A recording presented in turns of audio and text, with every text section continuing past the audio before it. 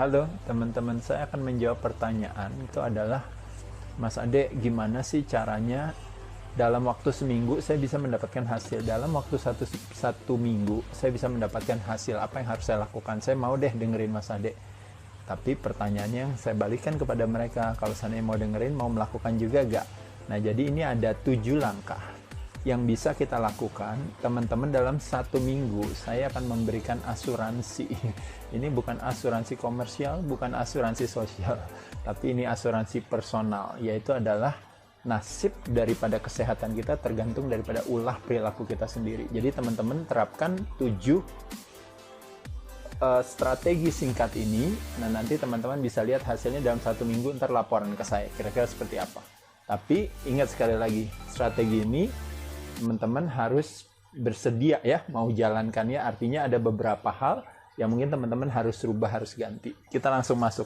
Yang pertama, nah ini selalu yang saya katakan, bicara olahraga selalu asosiasinya pasti cardio exercise.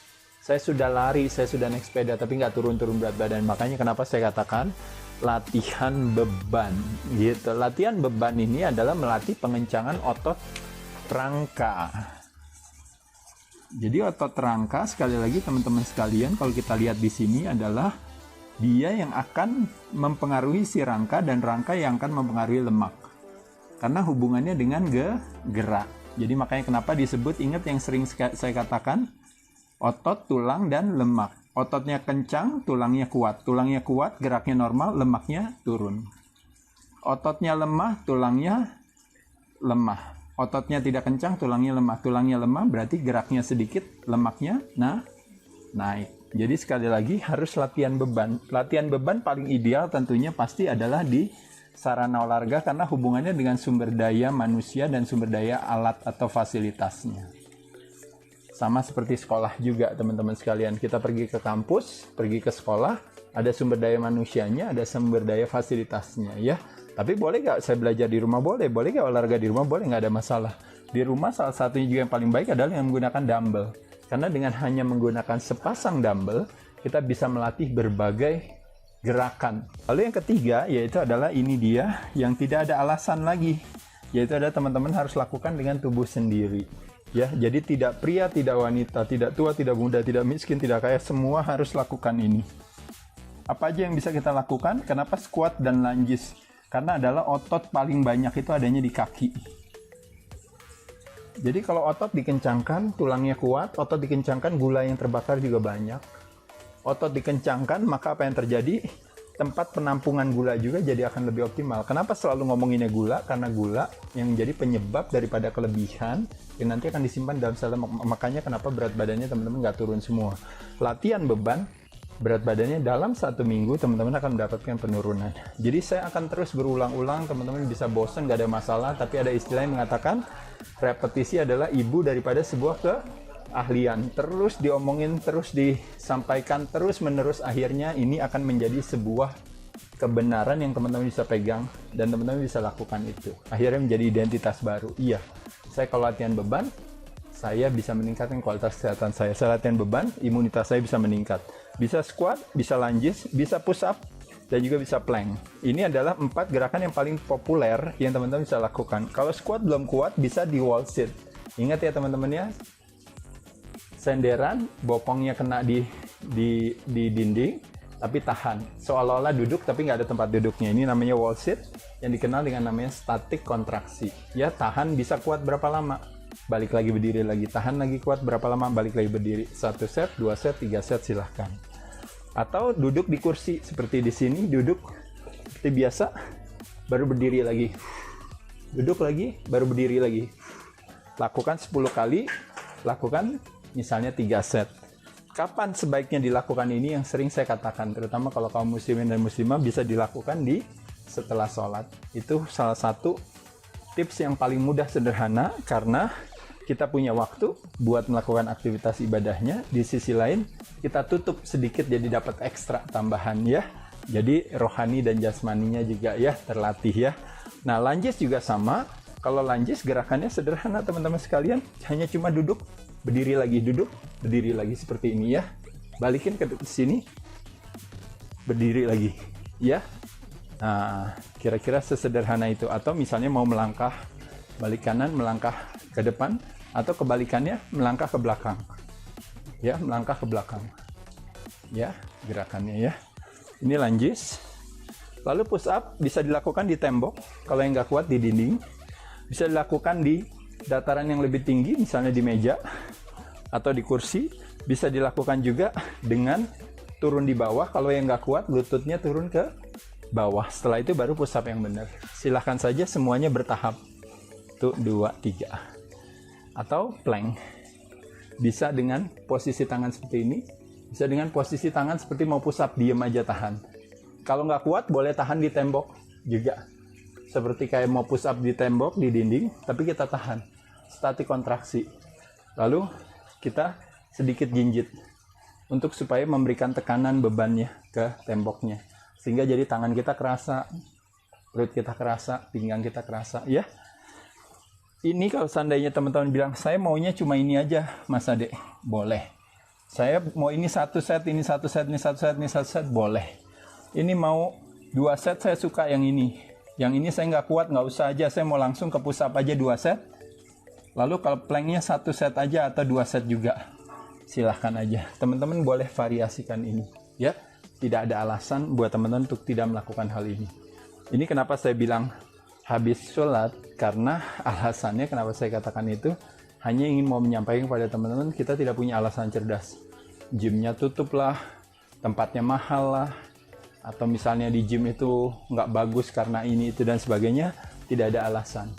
Atau di rumah saya tidak ada alat, tidak ada alasan. Karena semuanya hanya dengan menggunakan tubuh sendiri.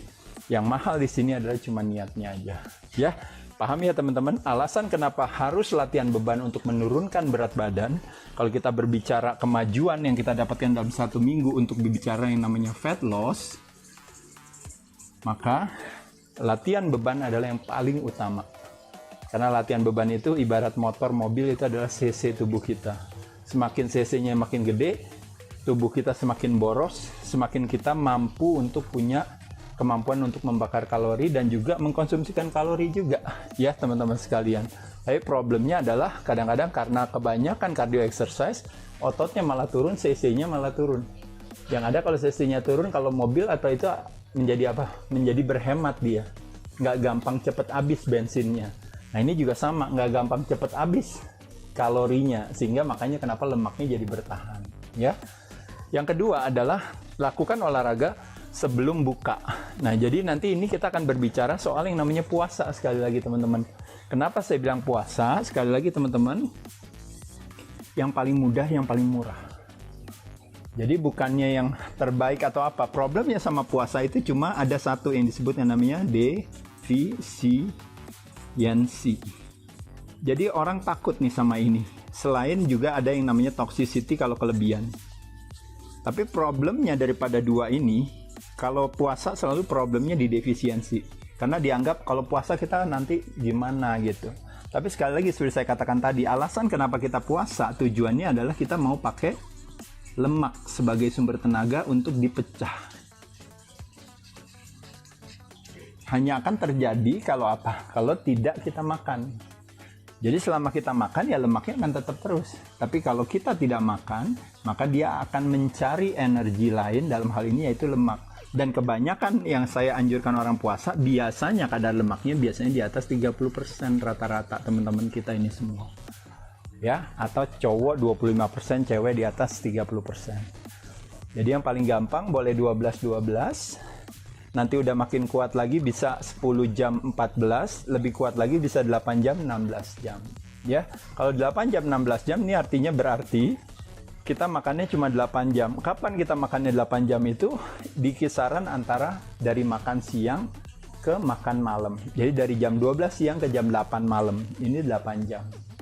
Paham ya? Kalau ini dari jam 10 siang sampai jam 8 malam. Kalau ini dari jam 8 ke jam 8 ya. Paham ya teman-teman sekalian. Jadi kalau teman-teman mau mengecilkan ini boleh juga gitu ya.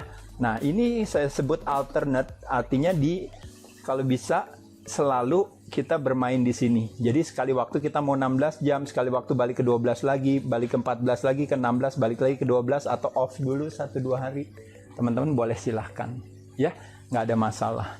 Nah, setelah kita puasa ini, makanya kenapa olahraganya kalau bisa itu adalah sebelum kita makan di meal pertama kita. Jadi kalau meal pertama kita jam 12 siang atau jam 10, berarti kita sebelumnya itu kita melakukan aktivitas olahraga.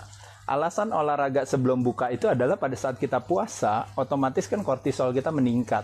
Nah, ketika kortisol kita meningkat, badan secara cerdas dia akan menciptakan satu respon, yaitu adalah berbagai hormon yang disebut dengan hormon katekolamin, seperti adrenalin, epinefrin, noradrenalin, dan sebagainya. Dia akan berkumpul, dia akan mengaktifasi yang namanya beta adrenergic. Itu hubungannya dengan, kalau teman-teman tahu, jadi aktivasi terjadinya yang namanya adipose triglyceride lipase atau enzim, dan juga hormon sensitif enzim atau lipase, itu dia akan optimal di sini. Jadi artinya dia akan merilis si lemak sebagai sumber tenaga kalau seandainya si beta adrenergic itu dia istilahnya on gitu ya. Kalau teman-teman tahu ya kebalikannya, makanya kenapa kalau ini di off ya, itu yang disebut dengan namanya di block. Kalau beta di block disebut dengan namanya beta blocker. Itu biasa kadang-kadang di beberapa olahraga seperti misalnya mungkin menembak atau kadang-kadang memanah, itu jadi salah satu strategi penyalahgunaan obat ya atau doping. Itu biasa jenis obatnya itu adalah bagaimana menciptakan atau memblok supaya si beta adrenergic ini tidak teraktivasi. Makanya kenapa memakai beta blocker tersebut. Nah, kebalikannya kita pada saat puasa justru dia malah teraktivasi. Dengan dia teraktivasi, makanya akan teraktivasi juga enzim-enzim ini. Enzim inilah yang nanti akan menyebabkan terjadinya yang namanya mulai dari trigliserid ya, trigliserida itu nanti menjadi 2 dan menjadi monoglycerida. Akhirnya nanti menjadi apa teman-teman sekalian? Menjadi, kalau istilahnya satu menjadi fatty acid, yang satu lagi dia menjadi gliserol. Nah, gliserol ini nanti jadi glikogen atau gula yang diciptakan di liver. Sedangkan fatty acid ini menjadi keton. Ini sebenarnya lebih teknis, sekali lagi yang sering saya kemukakan sama teman-teman. Ini terjadinya di sini.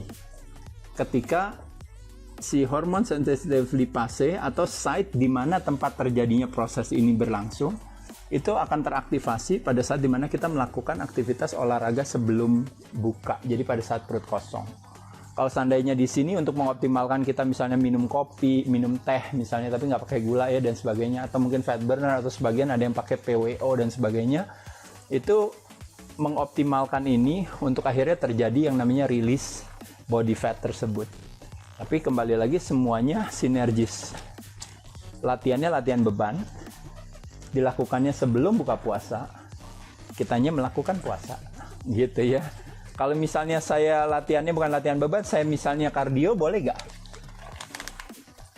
Boleh juga, nggak ada masalah juga kalau misalnya mau kardio ya.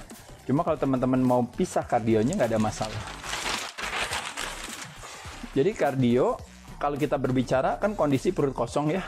Waktu kita perut kosong kita kardio, kalau tidak perut kosong, ini kalau yang namanya zona fat burning. Ini secara teoretis ya teman-teman ya, sekali lagi itu 60-80% daripada maksimal detak nadi kita per menit. Maksimal detak nadi kita per menit itu rumusnya adalah 220 dikurangi umur. Nah, itu adalah maksimalnya. Nah, kita paling tidak minimalnya aja di 60 aja. Maka dia sudah akan menggunakan lemak sebagai sumber tenaga. Tapi kalau teman-teman puasa, fasted cardio namanya, perut kosong, untuk mencapai 60%, 80% karena tadi kita udah banyak katekolaminnya, teman-teman langsung cepet, biasanya nggak perlu lama. Tapi kalau dalam sore misalnya kita melakukannya, untuk bisa sampai ke 60% daripada maksimal detak nadi kita perlu waktu kurang lebih sekitar 20-30 menit. Kurang lebih 25 menit lah. Tapi kalau seandainya teman-teman fasted cardio, teman-teman nggak perlu nunggu lama, 5 menitnya udah cukup. Nah, cuma jenis kardionya seperti apa? Kalau bisa divariasi jenisnya. Sekali waktu kadang-kadang maunya jogging atau hiking boleh. Sekali waktu maunya cycling. Sekali waktu maunya swimming. Sekali waktu maunya mungkin olahraga permainan, badminton atau futsal atau apa, silahkan. Jadi jenisnya divariasikan. Kedua, kadang-kadang kita suka kan gerak tiap hari sepeda. Cuma problemnya sepeda gerakannya itu terus.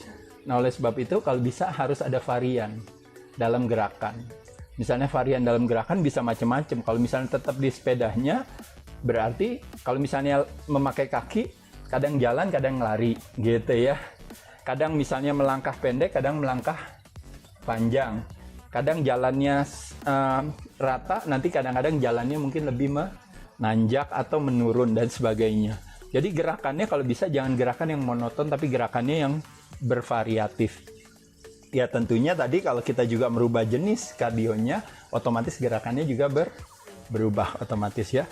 Lalu yang ketiga yaitu adalah bermain di intensitas. Nah, kalau intensitas itu istilahnya kalau di dalam cardio exercise, parameter daripada intensitas itu kan disebut dengan namanya heart rate tadi ya. Nah, jadi kadang-kadang kita jalan, kadang-kadang kita lari cepat, kadang-kadang jalan lagi. Naik sepeda kadang-kadang pelan, kadang-kadang kita cepat lagi. Kadang-kadang kita pelan, kadang-kadang kita genjot yang sambil berdiri ya, jadi lebih berat gitu. Dan selanjutnya, jadi ini adalah kita memvariasikan yang namanya intensitas tadi. Dan kalau bisa kardionya dipisah antara kardio dan latihan beban. Karena kita kardio benar-benar optimal mau membakar lemak, sedangkan latihan beban kita mau optimal untuk muscle buildingnya, melatih pengencangan otot rangka kita. Nah, jadi kalau bisa dipisah. Kalaupun harus mau disamakan, berarti lakukan setelah latihan beban. Jadi teman-teman udah sering ya dengar saya ngomong seperti ini. Nah, lalu di sini juga, kalau tadi kita pas bukanya, kurang lebih kan kalau tadi ya misalnya, kira-kira berarti kita misalnya di sini cuma 6 jam ya makannya ya. Kalau 6 jam makannya kita bisa omet. Omet itu one meal a day. Satu kali aja kita makan. Biasanya ini kita bermainnya di yang namanya dinner to dinner. Jadi makannya ya udah cuma dimakan jam 5 sampai jam 7 gitu, makan banyak, kelar, selesai, udah, nanti baru makan lagi besoknya sama juga. Atau kebalikannya, misalnya mau makannya breakfastnya aja, lalu sampai malamnya udah nggak makan lagi, bisa juga, terserah teman-teman. Tapi ini cuma varian satu.